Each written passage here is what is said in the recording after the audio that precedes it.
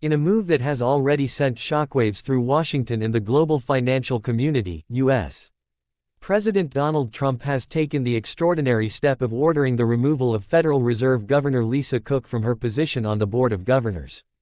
This decision, announced on Monday, is unprecedented in modern American history and has immediately ignited a firestorm of legal, political, and economic debate. The Federal Reserve has always been regarded as one of the most independent institutions in the United States government. It was deliberately designed to be insulated from short-term political pressures so that its leaders could focus on monetary stability, economic growth, and financial regulation without the constant fear of political interference. But now, with the president moving to dismiss a sitting governor, that independence is being put to the ultimate test. At the center of this storm are questions surrounding two properties that Lisa Cook purchased back in 2021, before she was appointed to the Fed board. According to documents, Cook bought one home in Georgia and another in Michigan. The controversy lies in the fact that both mortgage applications identified each property as her primary residence. That designation is not a small technicality. It can significantly affect the terms of a loan, most importantly the interest rate. Borrowers who declare a property as their primary residence are typically offered lower mortgage rates compared to investment properties or second homes. Banks and lenders see an owner-occupied home as less risky than one that is rented out or held for investment. What raises eyebrows is the fact that both homes cannot be a primary residence at the same time. While there may be an explanation, the discrepancy has caught the attention of federal investigators and, now, the White House.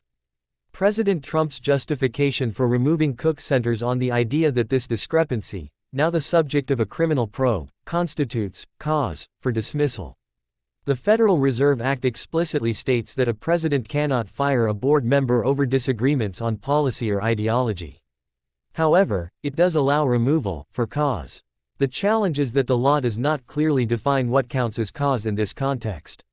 Legal scholars, economists, and politicians are now debating whether allegations about mortgage paperwork meet that threshold. Cook has not yet provided a full explanation.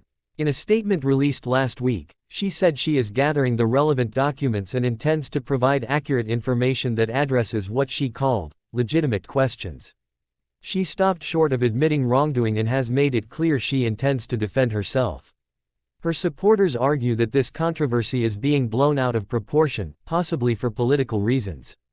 They note that minor errors in mortgage paperwork are not uncommon, and many borrowers may not even realize the full implications of how such forms are filled out.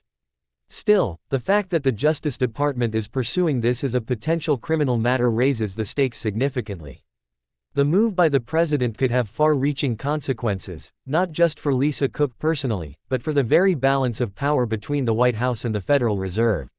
Since its creation in 1913, the Fed's independence has been considered sacrosanct.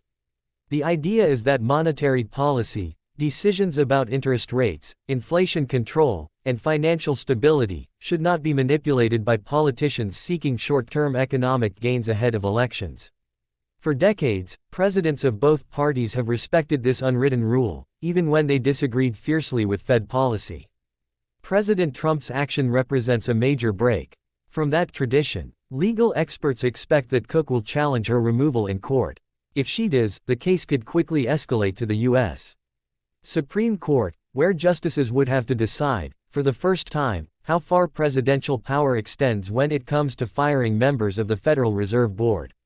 A ruling in favor of the president could weaken the Fed's independence dramatically, giving future presidents more direct control over its leadership. A ruling against the president, on the other hand, could set new boundaries on executive power. Either outcome would be historic. The timing of this development is also significant. The U.S. economy is at a delicate juncture, with inflation concerns, debates over interest rates, and global uncertainty affecting financial markets. Any perception that the Fed is being politicized could undermine confidence in American economic stability, not only among investors at home but also internationally. Global markets often look to the Fed as a steady hand guiding the world's largest economy. If its independence is perceived as compromised, the ripple effects could be severe.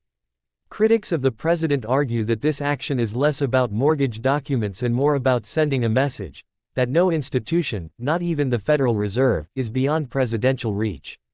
Supporters, however, say that if a high-ranking government official is under investigation for potential financial misconduct, the president has both the right and the duty to act swiftly in order to protect the integrity of the government. Lisa Cook herself is a highly regarded economist with a long academic background. She became the first black woman to serve on the Federal Reserve Board, and her appointment was widely celebrated as a milestone for diversity and representation in American economic leadership. Her defenders say the sudden move to oust her not only threatens Fed independence but also undermines progress toward a more inclusive and representative financial system. As the legal and political battles unfold, the situation remains fluid and unpredictable. Will the courts reinstate Cook and reassert the Fed's independence, or will they side with the president and open the door for greater political control over monetary policy? For now, all eyes are on Washington as this unprecedented clash between the executive branch and the central bank begins to take shape. What is certain is that this case is about far more than mortgage paperwork.